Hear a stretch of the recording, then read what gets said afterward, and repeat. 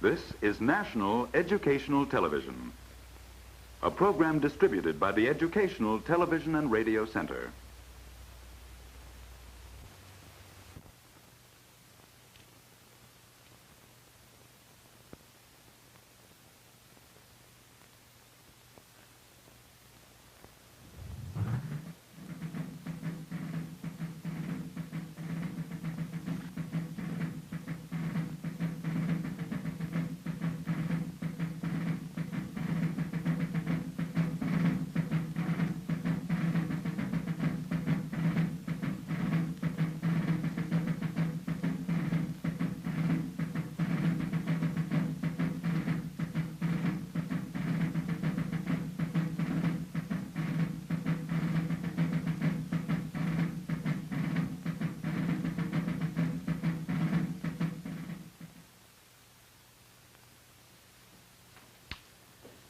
We've come a long way these last weeks since we first picked up the threads of this story of colonial North America back in medieval Europe.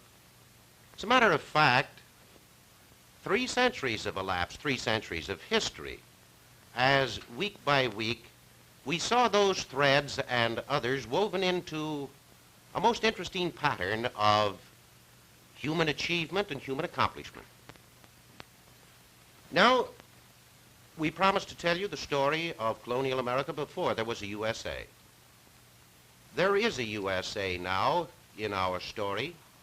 However, before we go on to a study of that further story, I think it'd be well if we'd take a few moments and go back over the road. You know, I think you have the same feeling.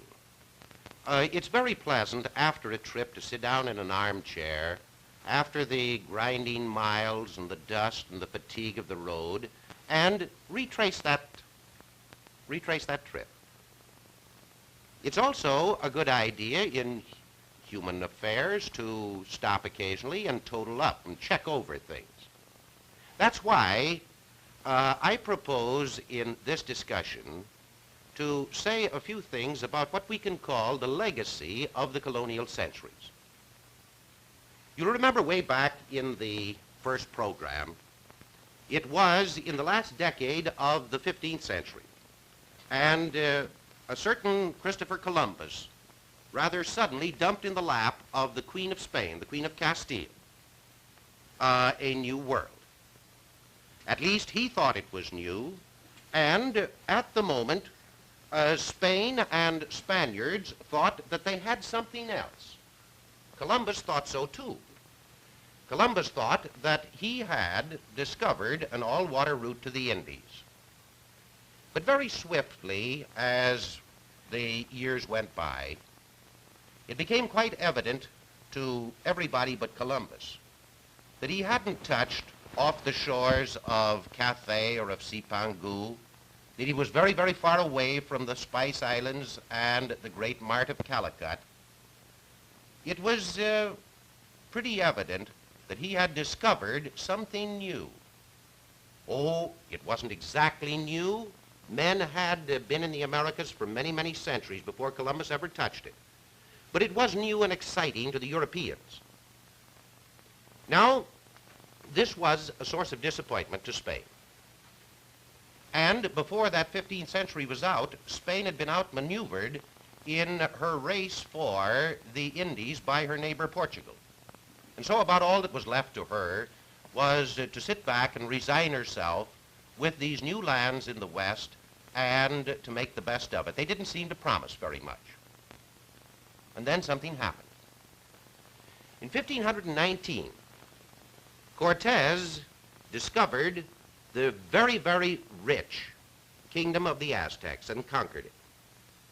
About a decade and a half later, Francisco Pizarro, down South American way, he and his fellows discovered and conquered an equally rich kingdom, the kingdom of the Incas. Overnight, as it were, the New World began to loom in Spanish eyes as a rich jackpot. Now, immediately after these early finds, other conquistadores, Coronado de Soto, Quesada, dozens of others, began to rush madly around the New World, looking for or trying to run down rumors of kingdoms that were even more golden than either Mexico or Peru. We know that they covered a lot of territory. They learned a lot about North and South America, but they didn't find an Otro Mexico. They didn't find 7 golden cities. They didn't find a gilded man or even a reasonable facsimile thereof. So the Spaniards settled down. After they had scooped up the wealth that the Indians had accumulated over the course of centuries, they did just exactly what the Indians had done. They went to gather more wealth, but by the process of hard work. Now don't be misled. The Spaniards, the conquistadores, did not do the work themselves. After all, they were conquerors. So they drafted the poor Indians, the Native Americans, or they imported Negro slaves from Africa. In all events, as the years went by, the wealth of the Americas began to be exploited. They exploited American subsoil and drew out thousands and thousands of pounds of gold and silver. They exploited the American topsoil. They found that European crops could be acclimated here, or old world crops, let us say, could be acclimated here. They found certain new world crops, and wealth came from the topsoil. They pastured their flocks and their herds on American plateaus and American plains. Year by year, the wealth mounted. And the Spaniards more or less reconciled themselves to the fact, it was a rather pleasant fact now as far as they were concerned, the pleasant fact that Columbus had not discovered the East after all. Now, Spain in general asked for nothing more than to be left alone to enjoy her good fortune. But this was not to be. Almost as soon as she had hit her first American jackpot in Mexico, her arch enemy, France of the Valois, got wind of her good fortune. Now, in very short order, the French and other of Spain's rivals and enemies began to go into the business of hijacking her homebound treasure fleets. Before very long, some of them began to come clear over into the American waters, into the Caribbean, along the Spanish Main, at the Florida Straits. Then another day came, and her rivals began to plot her ruin not only in the Americas, but also in Europe. Now, about this time, a certain number of new factors had entered into the picture. These were factors that grew out of the religious disagreements that had shaken Europe earlier in that century. And before very long, Spain found herself facing what historians have called an embattled Protestantism, with the Catholic power thrown in here or there to add up to the total. In general, the Protestant cause was headed by England, and the Dutch were not far behind. Finally, in exasperation, Philip II, as we'll recall, decided to send his invincible armada to the north to deal sternly with his own and with the enemies of Catholicism. We know the sequel. A fortuitous storm in the Downs, and England's famous sea dogs, Drake and Hawkins and the rest of them, intercepted the Spanish fleet and defeated it rather disastrously. Thus ended, as far as Europe was concerned, the possible threat of Spanish hegemony in the West.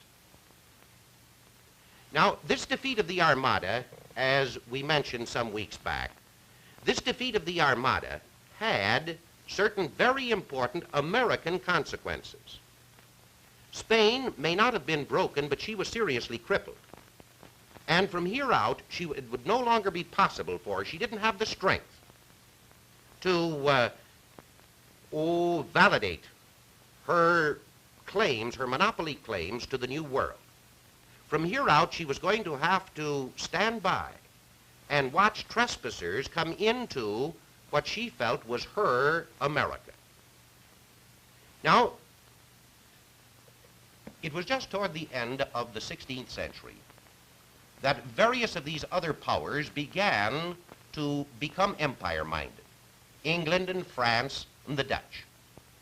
Now, in the case of some of them, they decided that they should have an empire overseas.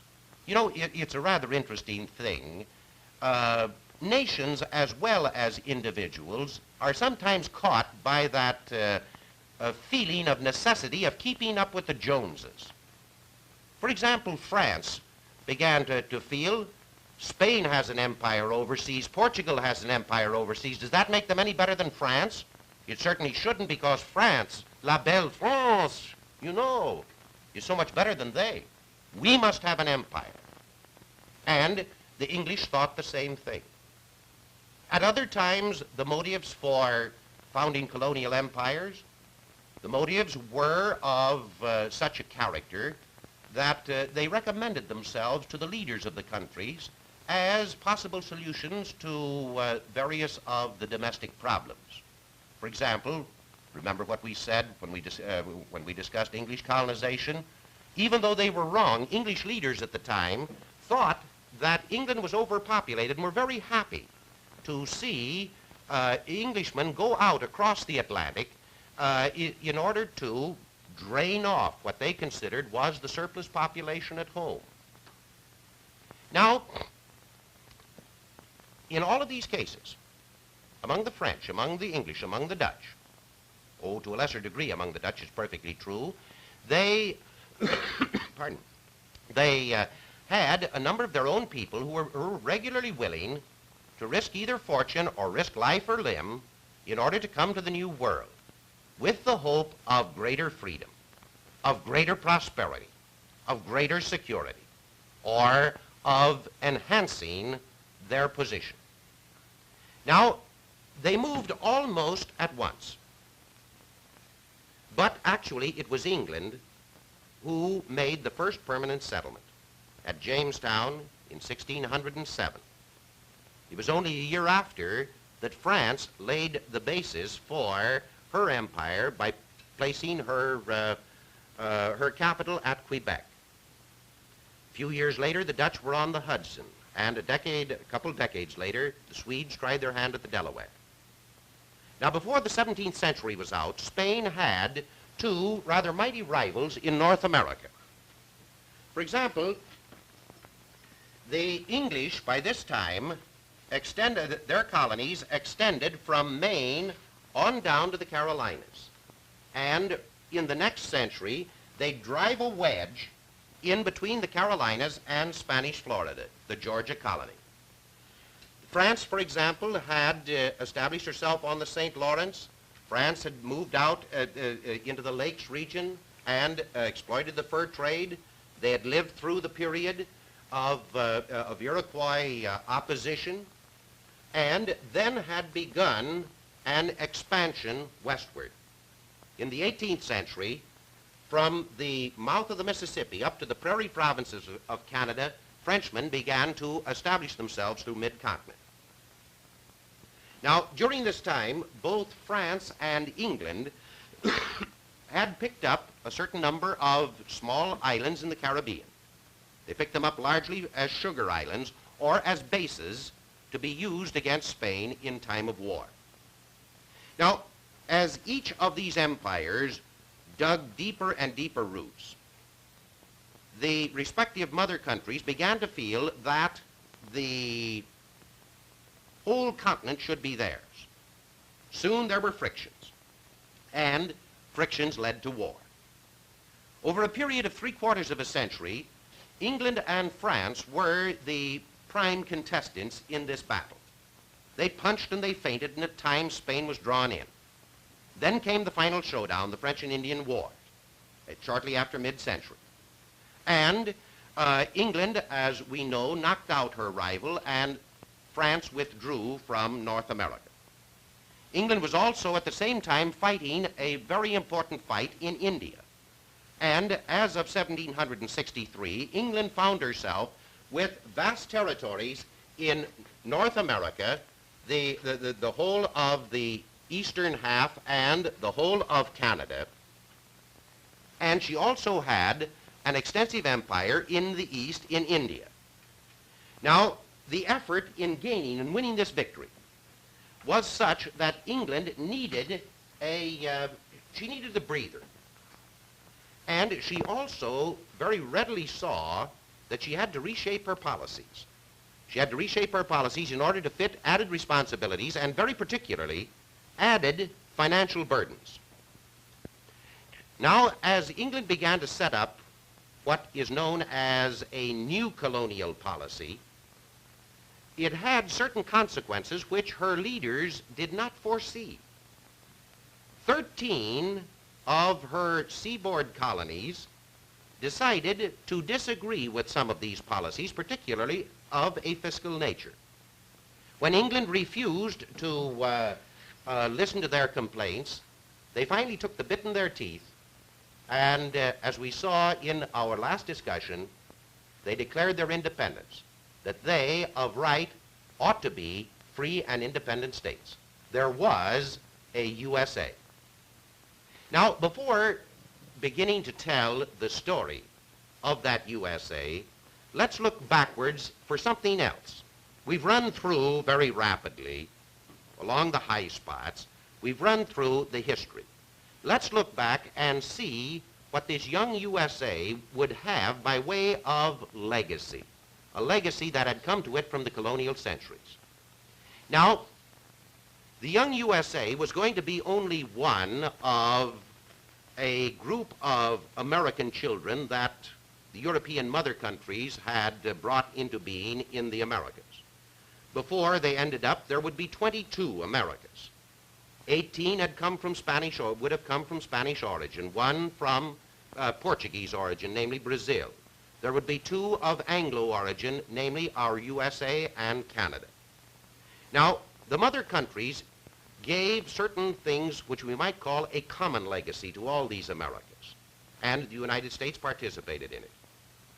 Now, probably the most important element of this common legacy is Western civilization.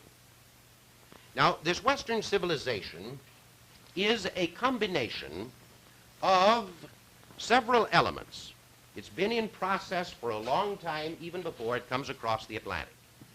For example, there is a Greek element,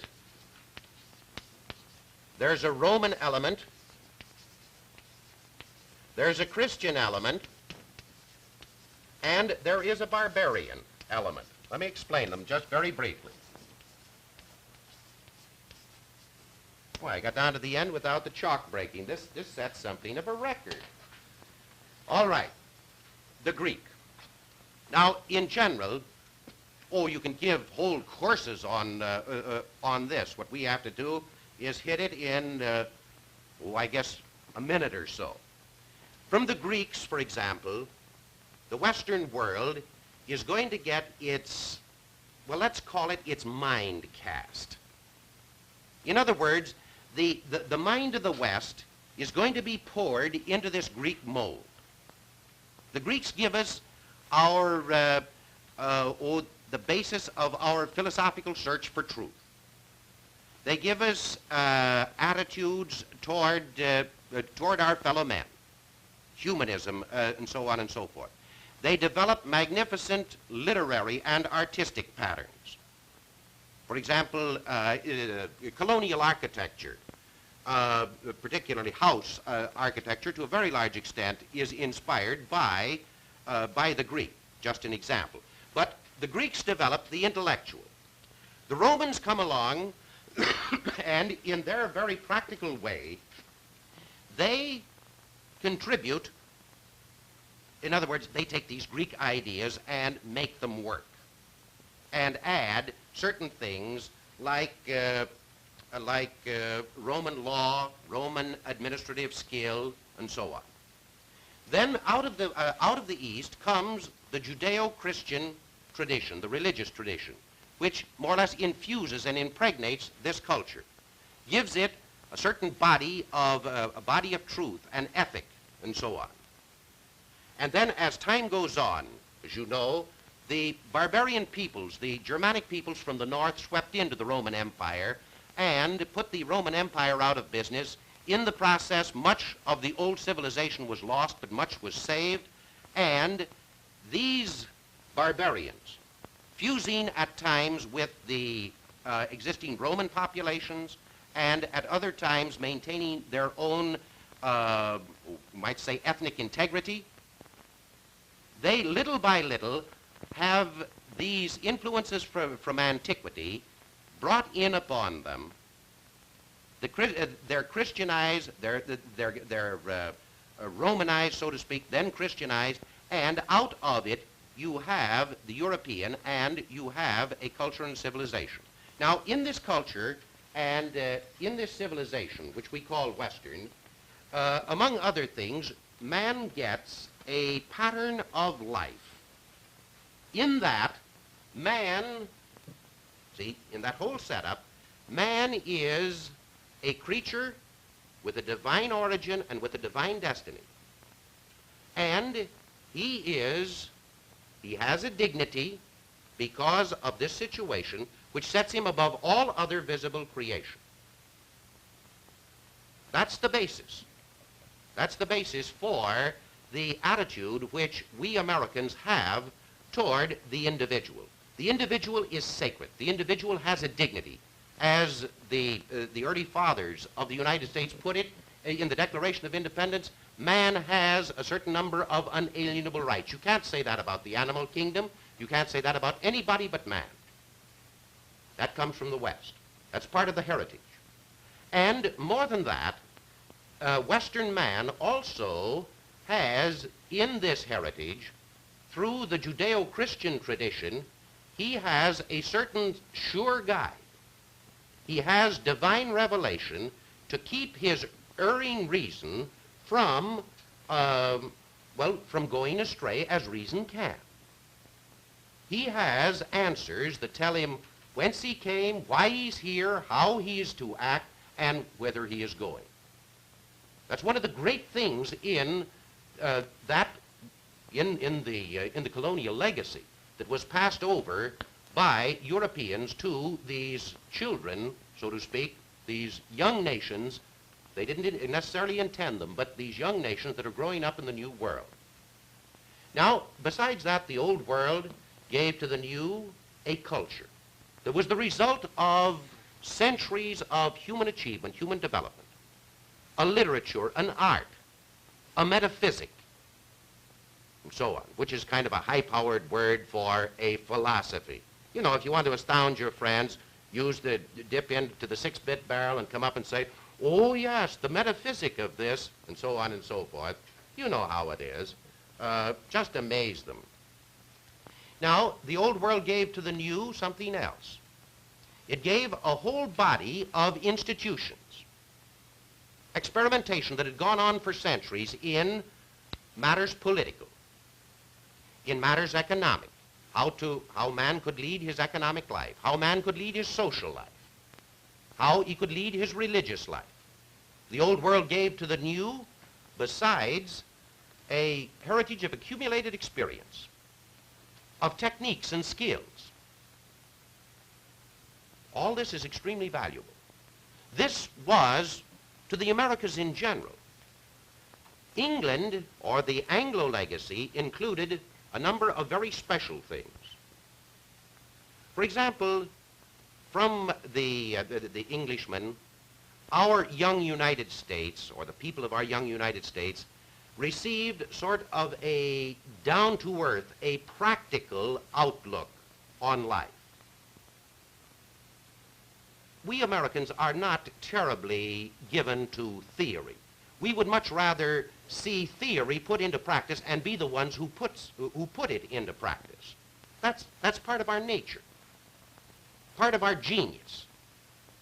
And coupled with this down-to-earth turn of mind is a very definite respect for hard work.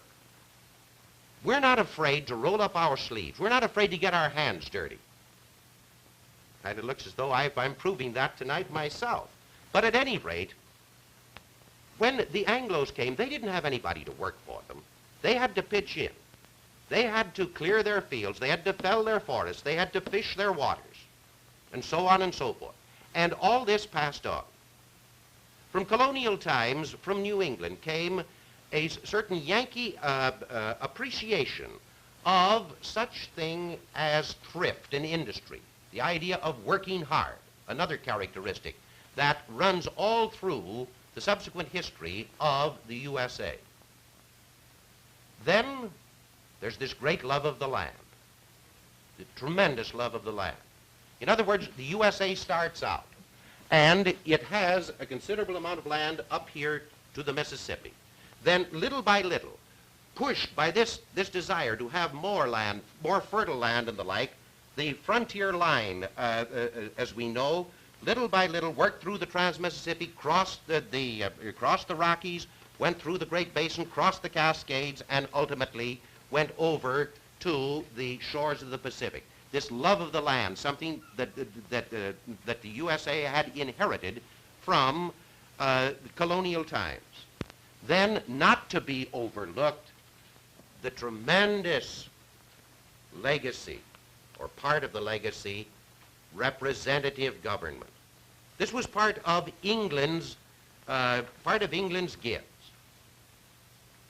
and we have used it to a very magnificent degree. The whole story of the USA is that. Then it was accidental rather than by design. We were given a great training in self-sufficiency these decades when England was so busy that she couldn't take care of us. These decades of salutary neglect. That prepared us for the job ahead. Now, enriched with all these, the young USA was prepared to attack its problems, and now the 13 colonies were no longer children. They no longer had a mother country to plan, to protect, even to boss. They had to do these things for themselves. Now, that is another story that we will be able to tell you. Now, before we sign off, let me just make one suggestion as to, I could make many, but you'll see why I make just one suggestion as to readings. Remember way back in the early programs, we said something about our favorite author. Well, I'm going to come back to him tonight. And here he is, The History of the Americas, the first volume. Now, in that, what we've tried to do is to put down the story. If you'd like to review it, you'll find in the chapters of this book, I'd say an excellent book, little prejudice, you'll find that much of what we have said is there. So there is a USA, and we'll sign off thanking you for your support and hoping that we'll be able to tell the story of the young USA, and that's it. Thank you.